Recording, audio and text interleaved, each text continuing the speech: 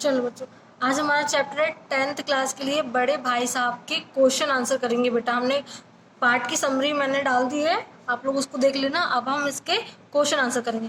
पहला क्वेश्चन क्या है बेटा, कथा नायक की रुचि किन कार्यों में थी। तो बेटा जो कथा नायक थे उनकी किन कार्यों में किन खेलों में रुचि थी। तो देखो, कथा नायक की रुचि खेल कूद, मैदानों की सुख हरियाली, हवा के हल्के हल्के झोंकों, फुटबॉल की उछल कूद, वॉलीबॉल की फुर्ती और पतंगबाजी में, इन सब चीज़ों में उनकी क्या थी, रुचि थी। आप ये बहुत बड़ा है, आप इसको छोटा भी लिख सकते हो, ठीक है। अब देखो दूसरा क्वेश्चन क्या बोल रहा है बेटा, बड़े भाई साहब छोटे भाई से हर समय पहला सवाल क्या पूछते थे। तो सिर्फ यहाँ पे कहाँ थे, पूरा क्वेश्चन से लिख लेना आप। बड़े भाई साहब छोटे भाई से हर समय पहला सवाल पूछते थे कि कहाँ थे तुम, बस इतना लिखना है आपको, ओके। अब दूसरा क्वेश्चन, थर्ड क्वेश्चन पे आप, दूसरी बार पास होने पर छोटे भाई के व्यवहार में क्या परिवर्तन आया था। तो देखो बेटा क्या परिवर्तन आया था, दूसरी बार पास होने पर छोटे भाई के व्यवहार में यह परिवर्तन आया कि वह स्वच्छंद और घमंडी हो गया है, ठीक है। स्वच्छंद और घमंडी हो गया, वह यह सोचने लगा कि अब पढ़े या ना पढ़े वह तो पास हो ही जाएगा। वह बड़े भाई की सहनशीलता का अनुचित लाभ उठाकर अपना अधिक समय खेल कूद में लगाने लगा, ठीक है। थर्ड क्वेश्चन आपको क्लियर हुआ। अब फोर्थ क्वेश्चन पे आते हैं।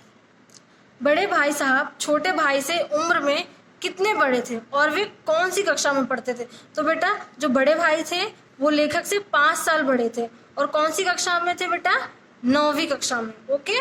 ये एक नंबर में पूछ सकता है। 5वें क्वेश्चन पे आओ। बड़े भाई साहब दिमाग को आराम देने के लिए क्या करते थे।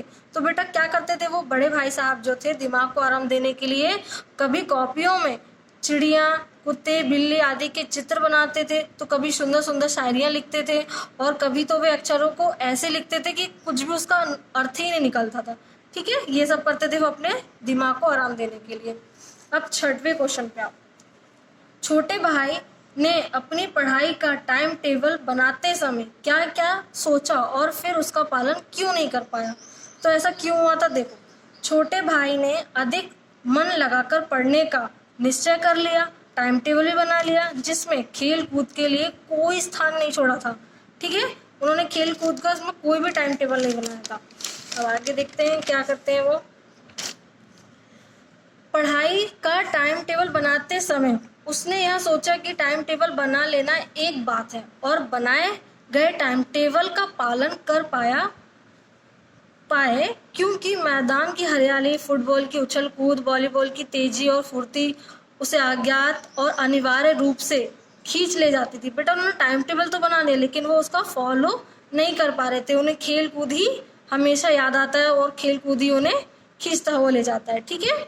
अब देखो 7 क्वेश्चन में, एक दिन जब गुल्ली डंडा खेलने के बाद छोटा भाई अपने बड़े भाई साहब के सामने पहुंचा तो उनकी क्या प्रतिक्रिया हुई थी। तो बेटा देखो क्या प्रतिक्रिया हुई थी, आज ही हम इसमें पढ़ते हैं। छोटा भाई दिन भर गुल्ली डंडा खेलकर बड़े भाई के सामने पहुंचा तो बड़े भाई ने गुस्से में उसे खूब लताड़ा मतलब कि डांटा, उसमें उसे घमंडी कहा और सर्वनाश होने का डर दिखाया। बड़े भाई ने ऐसा किया था, उसने उसकी सफलता को भी तुक्का बताया और आगे की पढ़ाई का भय दिखलाया। ये उन्होंने किया था बड़े भाई ने अपने छोटे भाई के साथ, ओके। अब 8 क्वेश्चन को देखो। बड़े भाई साहब को अपने मन की इच्छाएं क्यों दबानी पड़ती थी। जो अपने बड़े भाई थे उनको अपने मन की इच्छाएं क्यों दबानी पड़ती थी बेटा। तो देखो बड़े भाई साहब होने के नाते यही चाहते और कोशिश करते थे कि वे जो कुछ भी करें वह छोटे भाई के लिए एक उदाहरण का काम करें, ओके। वो ऐसा सोचते थे। उन्होंने अपने नैतिक कर्तव्यों का बोध था कि स्वयं अनुशासित रहकर ही वे भाई को अनुशासन में रख पाएंगे। इस आदर्श तथा गरिमामय स्थिति को बनाए रखने के लिए उन्होंने अपने मन की इच्छाएं दबानी पड़ती थी उन्हें, ओके।